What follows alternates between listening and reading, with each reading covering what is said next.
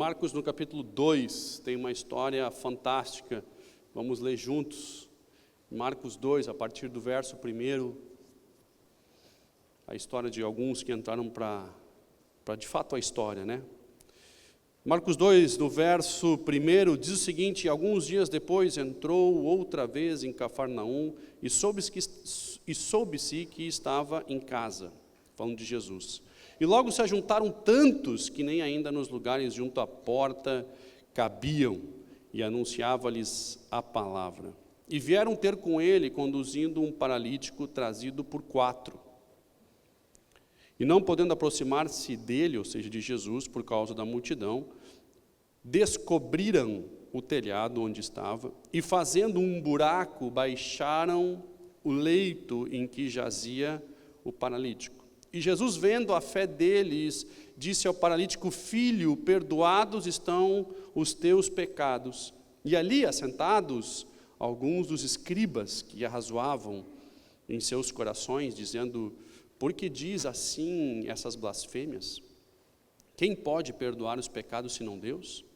E Jesus, conhecendo logo em seu espírito que assim arrazoavam entre si, disse-lhes: por que arrazoai sobre essas coisas em vossos corações? O que é mais fácil, dizer ao paralítico: estão perdoados os teus pecados, ou dizer: levanta-te, toma o teu leito e anda? Ora, para que saibais que o Filho do Homem tem na terra poder para perdoar os pecados, ele disse ao paralítico: a ti te digo, levanta-te, toma o teu leito e vai para a tua casa. E levantou-se, e tomando logo o leito, saiu em presença de todos, de sorte que todos se admiraram e glorificavam a Deus, dizendo: nunca tal vimos, ou nunca vimos tal coisa. Até aí. Tá bom. Tá bom.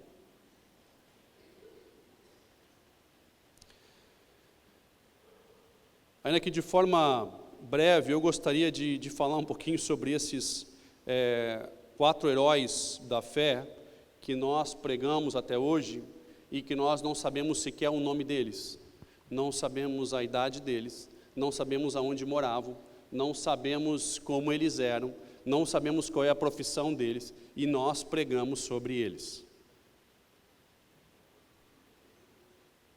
Heróis da fé que nos inspiram, nos motivam. 4 homens, que aqui não dizem exatamente a idade, diziam que ele era trazido por 4. Dizia que 4 trouxeram. Só o que nós sabemos dessas pessoas que romperam em fé de uma forma impressionante é que o numeral 4 estava envolvido. Eles não têm face, eles não têm nome, eles não têm fama, eles não têm reconhecimento, eles não têm absolutamente nada, a não ser de que eles eram 4 e que eu e você pregamos sobre eles até hoje.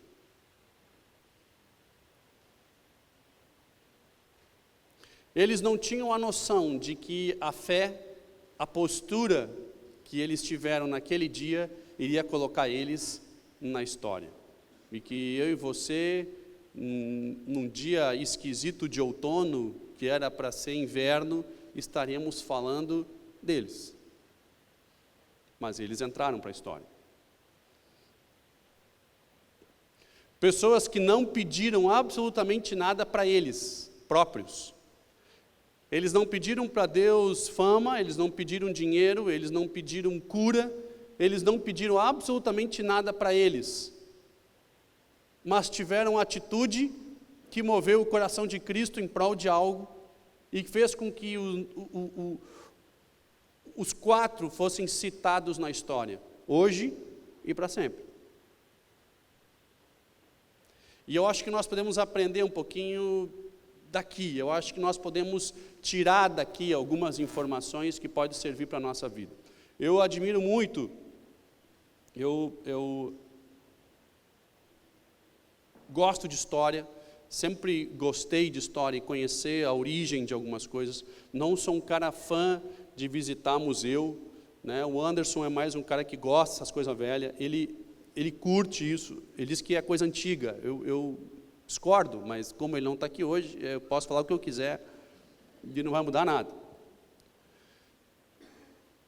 Mas eu gosto da história, eu sempre gostei da história, eu sempre até me dei bem em história. Porque eu gosto de conhecer a origem de algumas coisas e entender que talvez dali a gente pode aprender, a gente pode evoluir. Toda vez que eu sou procurado por alguém que tenta me contar um problema específico que ele está passando hoje, quer seja na empresa dele ou com ele mesmo, eu paro de, cara, me conta a história. Porque eu preciso te valorizar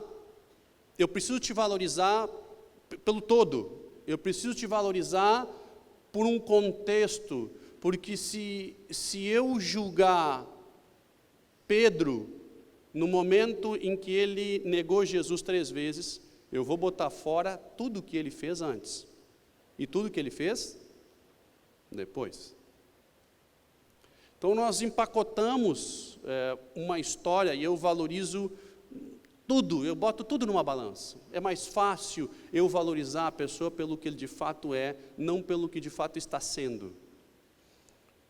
Olhar para um empresário que hoje pode estar quebrado, mas saber o que esse cara já fez e valorizá-lo pelo que ele já fez, né? E conseguir entender um contexto, e eu tento entender esse contexto aqui. Essa é uma história de sucesso, com pouquíssimas informações e ao mesmo tempo muitos detalhes.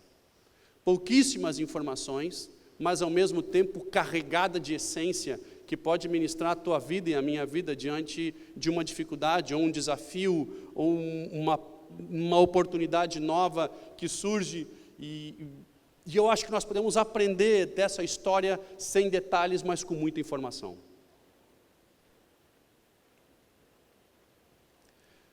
Quatro jovens chegam atrasado, sabendo que Cristo estava na casa. Alguns historiadores dizem que era a própria casa de Cristo, onde ele ficava mais tempo. A Bíblia diz que ele estava em casa e que as pessoas descobriram que ele estava naquela casa e correram para lá, e eles chegaram atrasados. E eles chegaram e a multidão já estava ao redor da casa, eles não conseguiam nem se aproximar da porta, a Bíblia diz. Era tanta gente, e para te ver que sempre tem caco junto, porque a Bíblia diz aqui que tinha uns escribas que estavam ali para reclamar. Então, assim, para te ver, né? Um monte de gente precisando de ajuda, e sempre tem caco junto, né? Não é isso, né? O cara está ali, todo mundo querendo, não, tem gente aí que quer puxar para trás. Sempre tem uns que puxam para trás, cara. Mas não é esse o assunto. Embora vale para uma próxima oportunidade. Deixando os cacos de lado, vamos falar dos quatro. Os quatro estavam querendo algo único, querendo algo especial, querendo algo que não se podia conseguir facilmente. Eles carregavam um aleijado, e eram 4. Então não era um aleijado que andava um pouco puxando uma perna, ou ele de fato era dependente. Ele era alguém dependente, ele achou 4 amigos. Mais do que amigos, ele achou 4 irmãos. Ele achou aquelas pessoas que nós talvez não encontramos na nossa vida, que enche uma mão. Se você olhar para a sua vida, você talvez não consiga encher uma mão de pessoas que fariam o que esses 4 fizeram. Na nossa vida nós não conseguimos achar muito mais do que isso. Esse cara tinha, e eram esses 4. Talvez ele não tinha mais ninguém, mas ele tinha os 4. E esses caras trouxeram ele para perto, carregando ele, empacotado, porque a Bíblia diz que ele estava deitado naquele jeito, né, de conseguir carregar ele mais fácil. E eles chegam lá e se deparam com uma situação ruim, eles se deparam com uma situação complicada, e eles não conseguiam nem chegar na porta. E eu fico imaginando que, assim como eles, quanta gente empurra para tentar chegar perto. Quanta gente doente, quanta gente precisando de ajuda, quanta gente precisando de ministração, quanta gente querendo chegar mais perto do mestre, e eles não conseguiam porque eles eram 5. Não era um que dava para se enfiar e chegava lá, não, eram 5. E aí vem a primeira lição, que diante de uma situação complexa, onde eu não consigo mais, e pelas minhas forças eu não consigo mais, eu só tenho um lugar para olhar, que é para cima. E eles não conseguindo acessar, ele disse, cara, só tem um lugar para olhar. Eles olharam para cima. Ele disse, cara, é para cima que a gente vai. Eu não consigo voltar, porque a multidão já está me empurrando, eu não consigo ir nem para a direita, nem para a esquerda, eu só consigo ir para cima. Na nossa vida, frequentemente, nós temos situações como essa, onde os nossos olhos não nos dão nenhuma alternativa, e nós normalmente não olhamos para cima, nós não olhamos para frente. E aí nós damos desculpa que as pessoas chegaram antes, e é por isso que eu não consegui o meu milagre. Eu dou desculpa que tem pessoas mal educadas que não me ajudaram, e é por isso que eu não consegui o meu milagre. Eu dou desculpa que eu não tinha dinheiro para pagar pessoas, para ficar no meu lugar na fila. Eu dou desculpas diversas. Eu só não olho para cima. E eu dou desculpa que o mundo está contra mim, e que as pessoas estão contra mim, e que se eu não ganhar o meu milagre, a culpa é do fulano, do ciclano. Cara, quando alguém senta para mim e ele acha culpado para todos os seus fracassos, eu me recuso a ajudar, porque o próximo culpado vai ser eu. Digo, eu estou fora, cara. Ele arrumou culpado para todo mundo, culpa para tudo, eu estou fora. Um dia, o Reinhard Bonk, um missionário evangelista famoso, famoso na África, ele veio para o Brasil, isso faz bastante tempo, eu tinha bastante cabelo naquele tempo, e ele veio para o Brasil, e aí passaram nas igrejas lá, perguntando se quem queria ser voluntário na cruzada do Reinhard Bonk em Porto Alegre.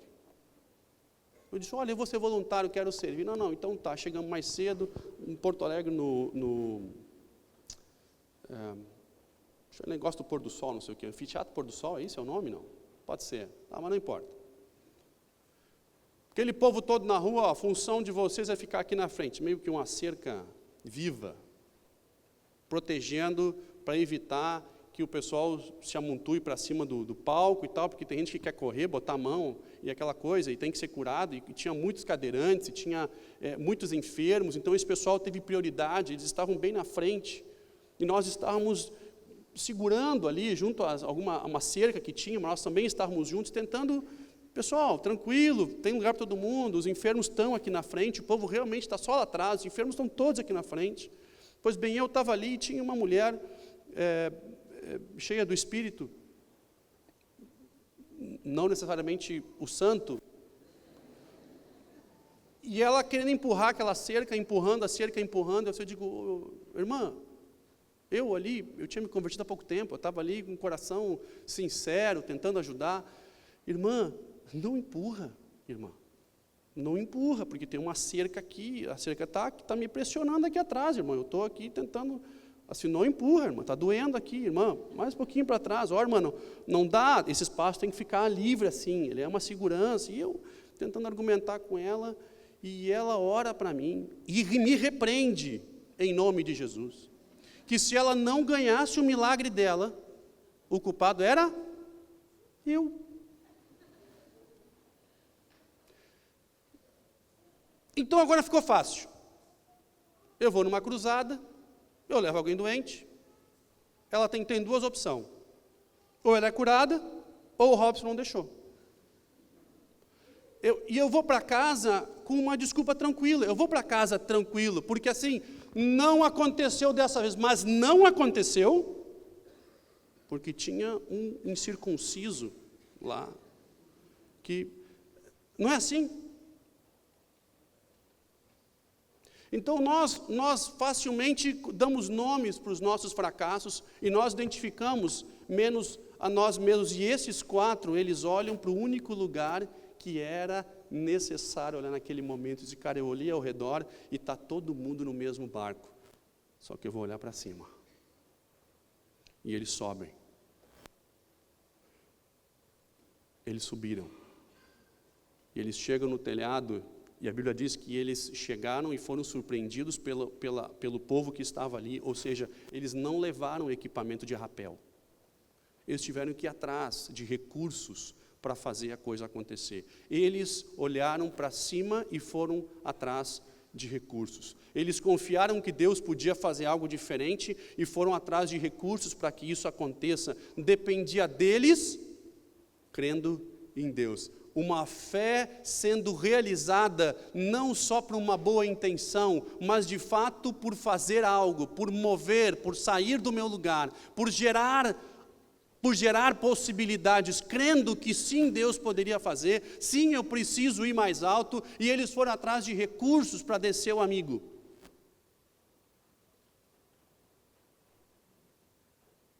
O cara pergunta assim, tá, mas tu está olhando para Deus, tu está buscando Deus? Não, eu estou buscando muito. E o que está fazendo para isso? Absolutamente nada. Me incomoda o cara que precisa de emprego e passa o dia inteiro orando em casa. Eu digo, cara, eu sei que tem que orar. Mas assim, bate um pé aí, cara. Vai para a rua. É lá fora que a coisa acontece, é na rua que a coisa acontece. Vamos lá, vamos para fora, vocês vão ficar surpresos de quantas vagas de emprego existem que não conseguem ser preenchidas. Porque pessoas não querem trabalhar, as pessoas querem só o emprego, não o serviço.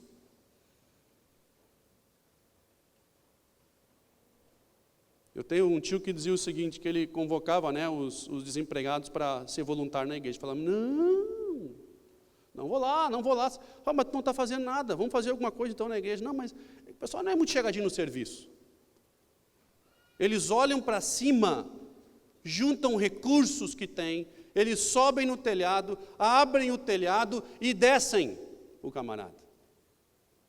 E eles descem o camarada, e aquelas casas não eram casas como hoje, eram coberturas simples, casas amontoadas uma na outra. O trabalho que eles tiveram de subir o paralítico lá para cima, e depois descer o paralítico aos pés de Cristo. E eu fico imaginando a cena, Cristo sendo pressionado, e os discípulos tentando segurar o pessoal, para não invadir a casa, para não quebrar tudo, e de repente começa a ter barulho de telha, e vem descendo um corpo empacotado lá em cima, e ele vai descendo e larga aos pés de Cristo, e de repente toda a cena muda, para tudo, Jesus para de falar, todos ficam quietos, para ver o que vai acontecer. Esses jovens não pediram permissão. Esses jovens tinham certeza que o que eles estavam fazendo sim traria um resultado. Esses jovens tinham a convicção firme de que o que precisava ser feito, tinha que ser feito, e só tinha um que poderia concluir a obra. E eles descem, e Cristo olha para eles e fala o seguinte, e isso é fantástico, porque todas as vezes que Marcos toca na fé, toca no assunto fé, no tema fé, em Marcos, no livro de Marcos, é uma fé de ação, é uma fé que funciona, e a Bíblia diz o seguinte, que Cristo viu a fé deles, Cristo não sentiu, Cristo não ouviu, Cristo viu a ação, a atitude, o mover, o sair do seu lugar. Cristo viu que a atitude deles, que a fé deles trouxe a eles até aquele momento, que eles saíram fora do convencional, que eles não aceitaram uma situação que estava lá fora, eles foram mais longe, eles foram mais além, eles buscaram alternativas para fazer aquele teste, para fazer prova de que de fato Deus era Deus. Jesus viu a fé. Eu queria saber o quanto Ele vê da gente. Eu queria saber se a nossa fé é uma fé de atitude, se a nossa fé é uma fé de mover do nosso lugar, se a nossa fé é uma fé que busca fazer a coisa acontecer, ou é uma fé da esperança das coisas que hão de vir, de uma expectativa de futuro, ou de fato Cristo pode ver a nossa fé.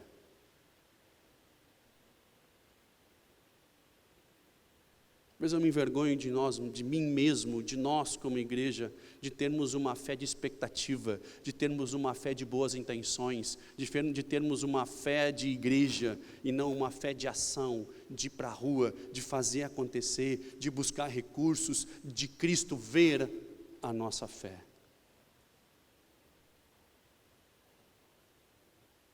Eles saem de uma situação de total dificuldade e eles olham para cima. É como aqueles casais, e vocês já devem ter, se alguém aqui não teve essa experiência, com certeza conhece alguém que não consegue ter filhos. E de repente opta por adotar. E quando o seu processo de adoção está andando, ou mesmo quando de fato eles adotam, eles engravidam.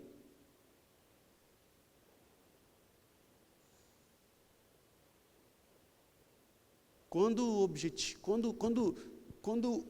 a vontade de ter uma família, quando o objetivo de ter uma família é muito mais de ter o meu filho, de nós, de quando ele sai do ego e ele vai para o mais amplo, quando ele sai de mim mesmo e ele vai para um âmbito de eu quero ter família, e eu vou constituir família, quer seja saindo do meu ventre ou não, a família, eu olho para cima, eu olho mais alto, Deus vem.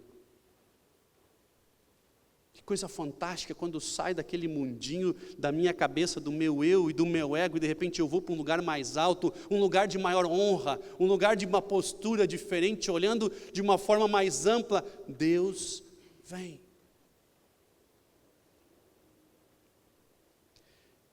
E eles olham para cima, saindo do eu e do ego, saindo das desculpas do dia a dia, e eles resolvem colocar a fé em ação, e eles saem do seu lugar, e eles sobem no telhado, e eles descem, e aí acontece isso aí que a gente comentou, Cristo enxerga a fé. Ele enxerga a nossa fé. O quanto da nossa fé e do nosso dia a dia Ele está enxergando. Ou Ele enxerga as nossas boas intenções, Ele enxerga o nosso pensamento nele. O quanto na nossa vida precisa acontecer e o quanto de fato nós estamos mudando, o quanto de fato Ele está vendo, o quanto de fato a nossa fé vira atitude e sai da boa intenção, do mundo das intenções e passa para o mundo das atitudes.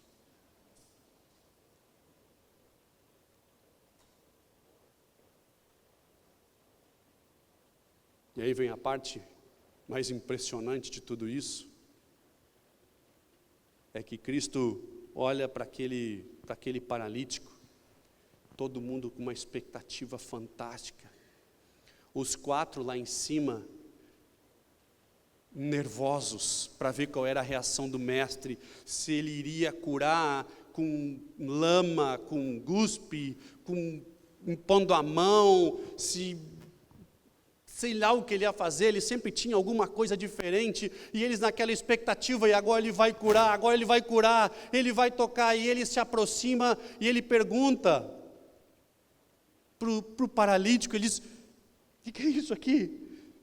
Filho, o que é isso? A tua fé, a vossa fé,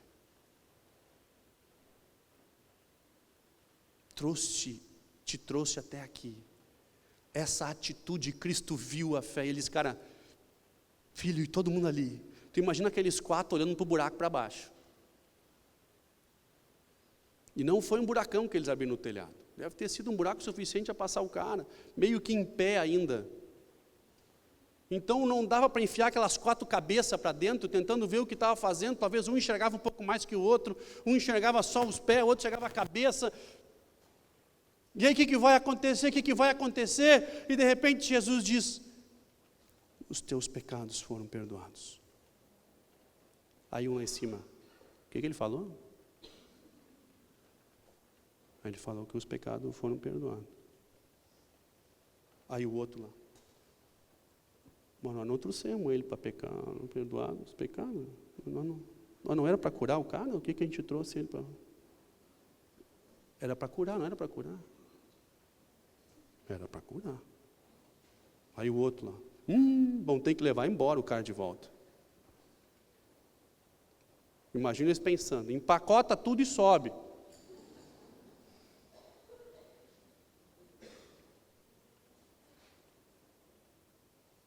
Pronto, já começou o zum-zum.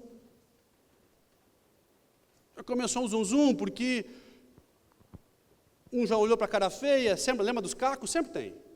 Um olhou para a cara, sempre tem gente que puxa para trás. Sempre tem gente que puxa para trás. Estava ali, está vendo? Perdoou o pecado. Não devia perdoar, porque ele não perdoa. Quem perdoa é Deus. Aí Cristo pergunta aí, estou incomodado que eu perdoei pecado? Estou incomodado? Era mais fácil ter dito que eu perdoei pecado, né? Era mais fácil dizer que eu perdoei pecado do que curar. Todo mundo na expectativa, porque ele surpreendia todo mundo a todo momento.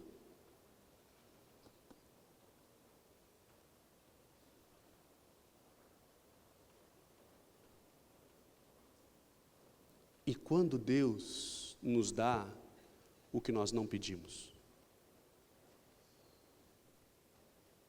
Quantas vezes Deus nos dá o que nós não pedimos?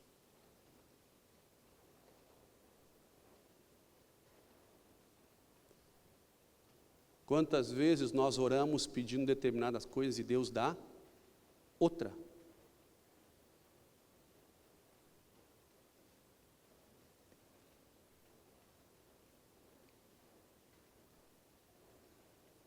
Abraão queria mais filhos, mas na realidade,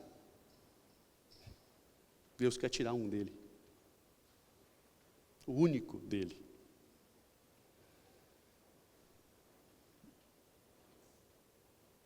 Jó tinha fé, mas precisava judiar tanto assim.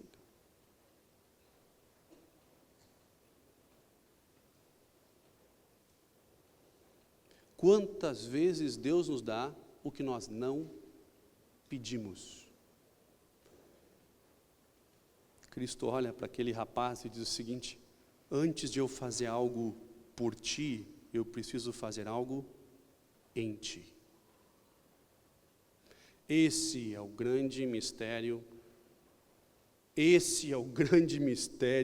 que nos move todos os dias quando você é um cristão, denominado cristão.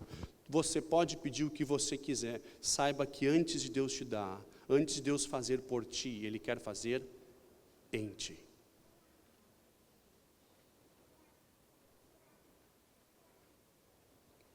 E é por isso que nós oramos muitas vezes e recebemos outras coisas. Lembro que a minha primeira experiência, tinha acabado de encontrar Cristo, estava um jovem apaixonado, e de repente o pastor na época diz o seguinte: olha, o dono aqui do prédio pediu o prédio da igreja, e nós vamos fazer um jejum e uma oração, para que Deus venha a prover, que Deus venha fazer alguma coisa, para que algo venha acontecer, e que Deus venha cuidar da sua igreja. E eu comecei a fazer jejum junto, nem sabia como é que funcionava isso, passava uma fome do cão.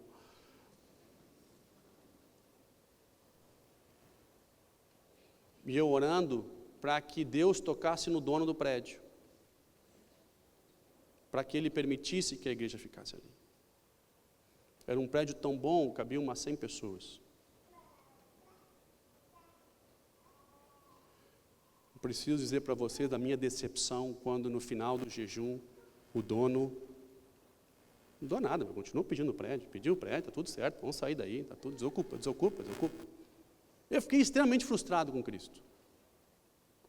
Extremamente frustrado. Porque Ele não deu o que eu pedi. Ao contrário disso,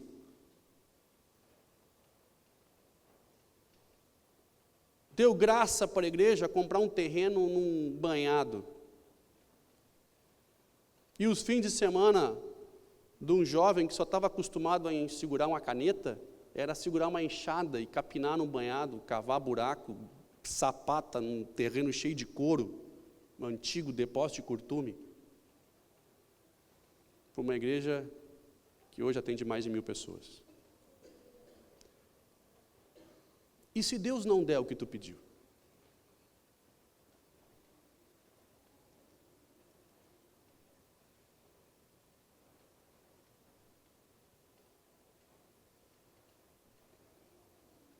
João Batista estava na cadeia, preparando os últimos dias, e ele sabendo que ele ia morrer. João Batista, ele estava na cadeia, e ele chama os seus discípulos, e ele diz: vai lá e acha Jesus.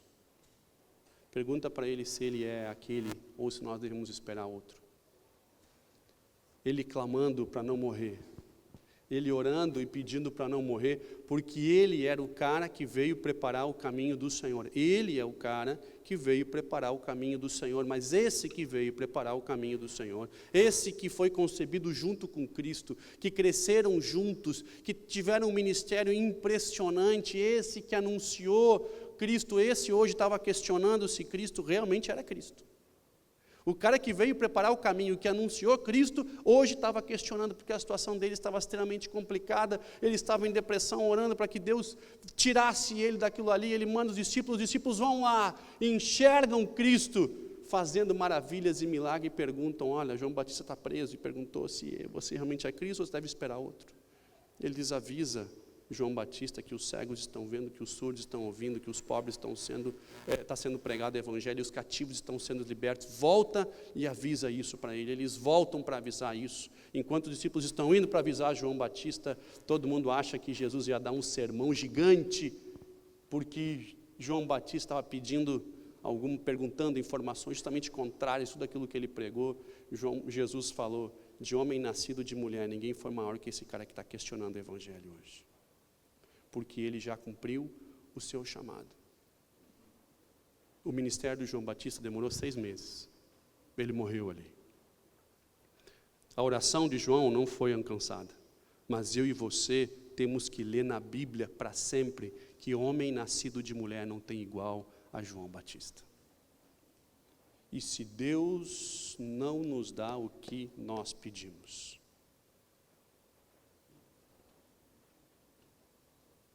Davi tinha a expectativa de ser o rei de Israel, recebeu a unção, Saul matou 1000, Davi matou 10.000, e nada acontece, muito pelo contrário, ele é perseguido por Saul, ele tem que se esconder numa caverna, mas não era a oração dele. A oração dele é que ele fosse de fato colocado no seu lugar pelo qual ele foi chamado. Mas ao contrário, ele vai para uma caverna, ele fica escondido, e lá começa a se juntar uma multidão de gente que precisa da sua ajuda. Em resumo, ele atendeu aquele povo, ele foi pastor daquele povo, ele amou aquele povo até o fim. E esse povo virou os seus melhores homens. A Bíblia fala que Davi tinha os guerreiros, os valentes de Davi, saíram de uma caverna, de lugares, de pessoas que ninguém acreditava e que ninguém queria, e ao seu tempo, no tempo certo, e agora com uma estrutura maior, mais maduro, menos menino, mais homem, mais pastor, mais guerreiro, ele é colocado no trono, numa situação totalmente diferente. Mesmo assim continuou honrando Saul até o fim. E quando Deus dá o que nós não pedimos?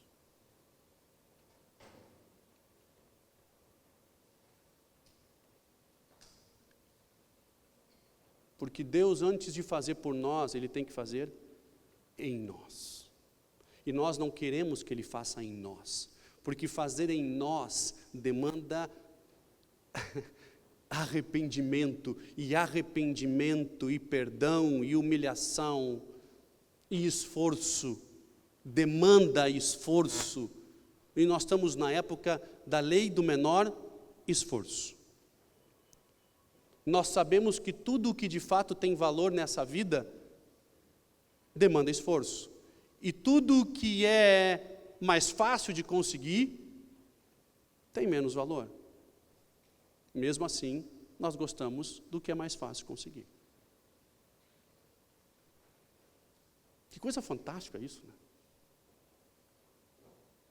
Nós nos esforçamos cada vez menos e queremos cada vez mais. Nós pagamos um preço cada vez menor e exigimos cada vez mais qualidade. na nossa vida, no nosso futuro, nos nossos planos, na nossa família.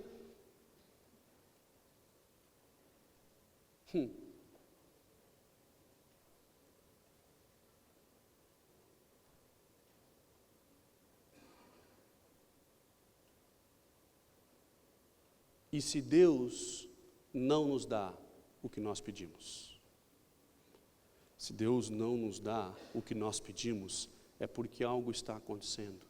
Depois de todo o esforço de você ter olhado para cima, de você ter buscado os seus recursos, e os recursos que você nem tinha para fazer acontecer, depois de Ele ter visto a sua fé, depois de Ele ter lhe recebido, depois de Ele ter falado com você e ter iniciado a obra, quem inicia a obra é fiel para concluir. Quem é homem para que minta é você e eu. Ele não. Ele não. Ele termina a obra que começa, e você fica aí, porque Ele vai terminar o que Ele começou. Se você olhou para cima, se você se moveu em fé, se a coisa está acontecendo, se você já teve um encontro com Ele, se a coisa começou, eu digo, fica aí, cara. Fica aí, porque Ele está movendo. A coisa vai acontecer. E Cristo diz o seguinte, vocês acharam que porque eu falei isso, perdoei os pecados dele, é porque é mais fácil falar do que fazer? Então, meu querido, pega o teu leito e anda. A Bíblia fala que ninguém ali viu nada igual. Quem são os homens que fizeram isso? Eu sei que eles estarão no céu, e eu vou ter a oportunidade de perguntar para eles, cara, agora me conta aí, velho. Agora me conta como foi a hora que ele disse que só perdoava os pecados. Escorreu nas costas aquele gelo, né?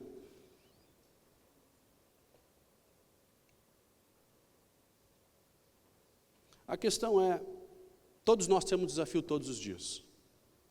Todos nós temos escolhas todos os dias. E nós temos a escolha de olhar para cima todos os dias, mas mesmo assim, a maior parte do nosso tempo, nós olhamos para o que está diante dos nossos olhos, porque é o que de fato nos assusta. Poucos olham para cima. E quando finalmente nós olhamos para cima, nós temos que estar dispostos a colocar nossa fé em ação. Quantos de fato podem ser vistos atuando em fé? Quantos de fato podem ser, quanto a fé, nossa fé pode ser vista por Cristo? Poucos também, e eu me incluo nisso. Quantas vezes nós nos movemos em sentimento, em esperança, em oração, mas nos mover em fé.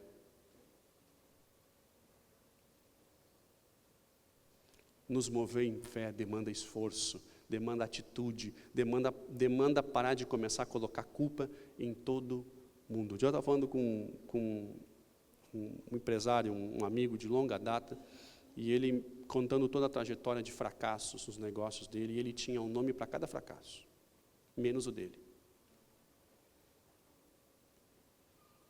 Tem coisa errada aí, né?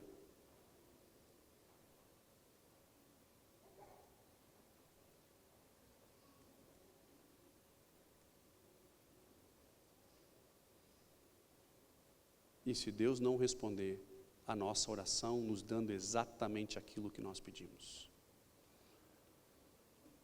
Quero convidar você a ficar em pé, nós vamos estar adorando um pouco.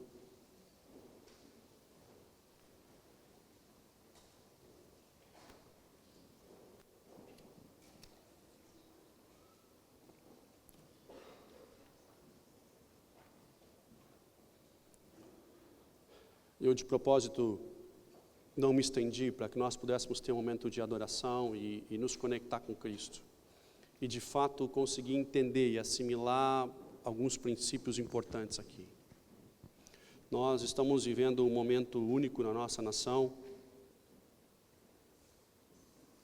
de dificuldades e de crises, frutos de muitos anos de negligência, frutos de algumas décadas de ingerência diante de situações que precisavam ser tomadas, e nós sabemos que esse dia e essa época chegaria. E é a época de ver a nossa fé em ação. é época de ver acontecer, é época de sair da nossa posição e ver Deus de fato mover. É justamente nesses momentos que nós temos que olhar para cima. Nós temos que olhar para cima. E demanda esforço, vai demandar atitude, vai demandar proatividade, bons sentimentos, bons pensamentos, boas intenções, orações.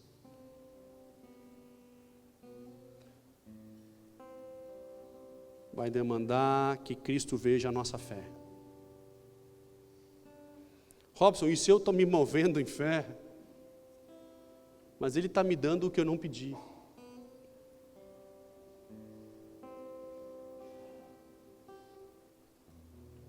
Deixa Ele fazer em ti antes de fazer por ti.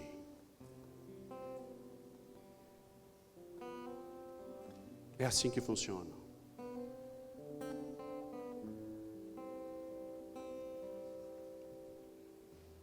Davi já havia sido ungido rei, mas não tinha sido feito homem ainda. Homem ele foi feito na caverna.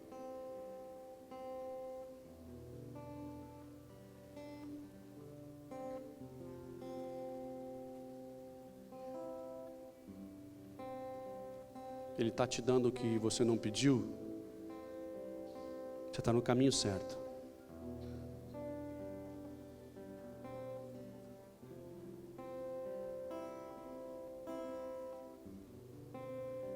Você está no caminho certo.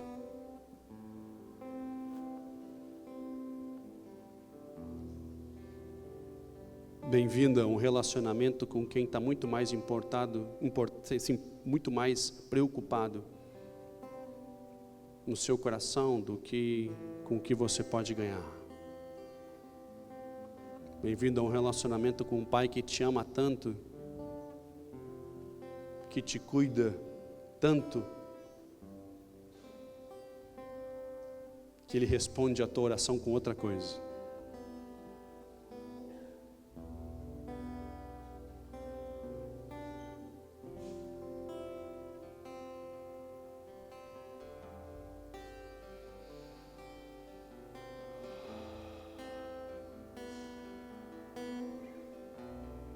Eu sei que alguns aqui estão na posição de olhar a casa de longe, porque a dificuldade é grande e o problema também.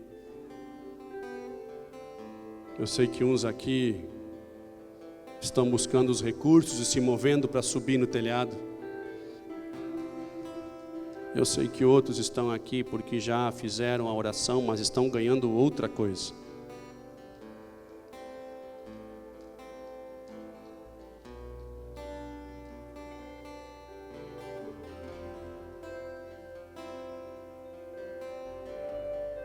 Que experiência fantástica é você ser ministrado pelo Deus Altíssimo que te ama tanto, que tem um cuidado contigo tão grande.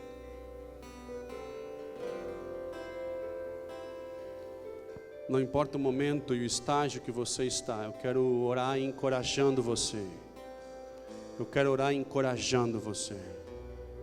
Para que você permaneça firme, eu quero orar abençoando para que você permaneça firme. Se você não tem forças para olhar para cima, busque ajuda. Olhe para o alto, olhe para o alto. Olhe para o alto.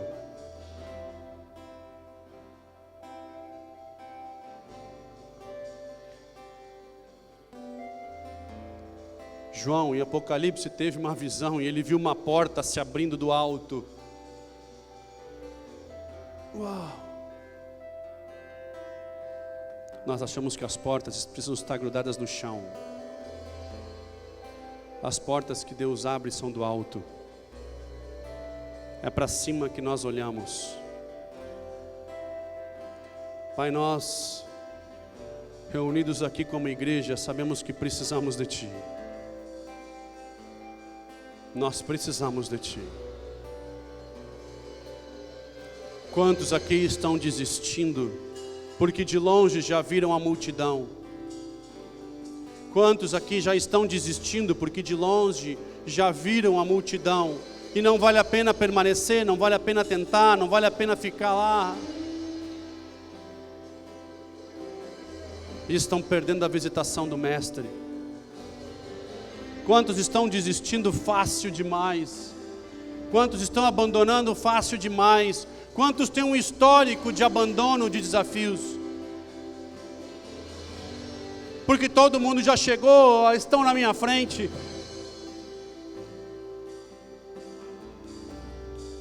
Quantos desistem fácil demais, constantemente desistindo?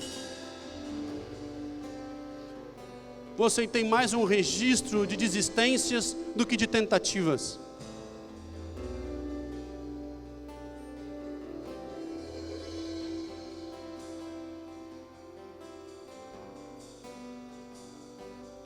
Você sabe que quando você decide olhar para cima e crer que do alto vem a provisão, os recursos aparecem. As cordas vão vir, a estrutura vai vir. Quando você olha para cima, os recursos aparecem. Quando você olha para cima, os recursos aparecem. Talvez você não tenha tudo o que você quer ter, mas você não terá falta de nada. Porque a prosperidade que Cristo promete é que você não tenha falta de nada.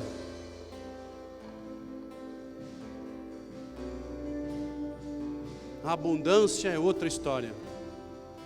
Mas o que Ele te garante é que você não tenha falta de nada.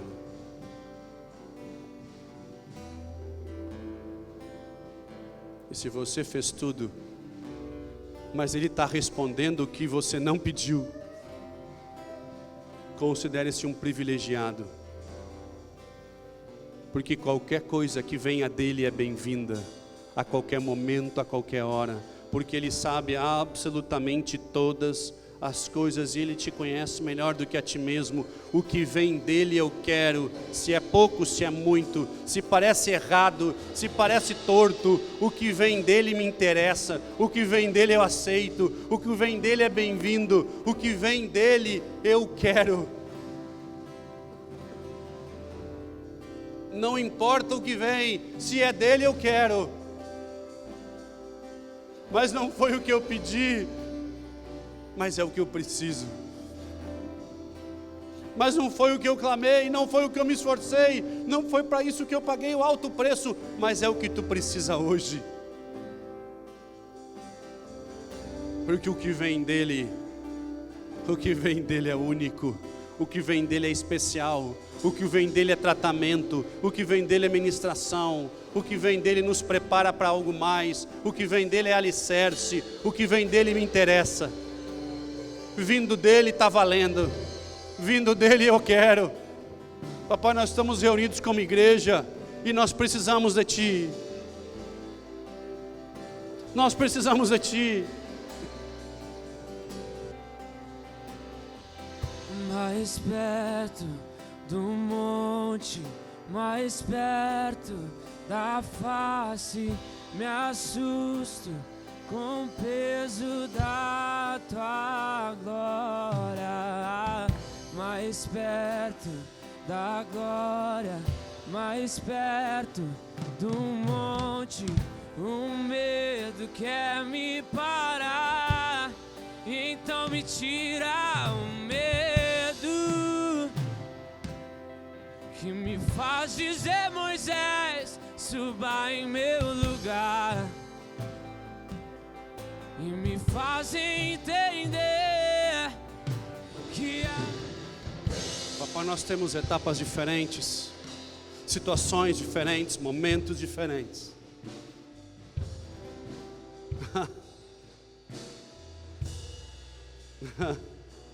Mas nós temos o mesmo Deus.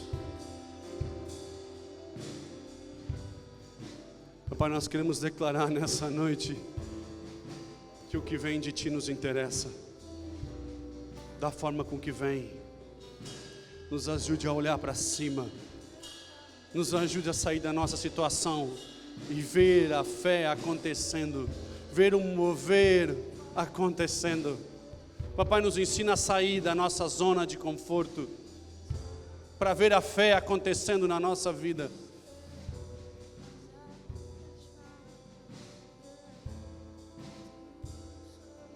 Pai, que os únicos culpados seja justamente a nossa negligência, justamente a nossa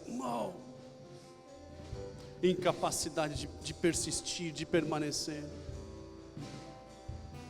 de se mover em prol aquilo que nós temos aprendido. Papai, abre os olhos da tua igreja nessa noite, abre os nossos olhos,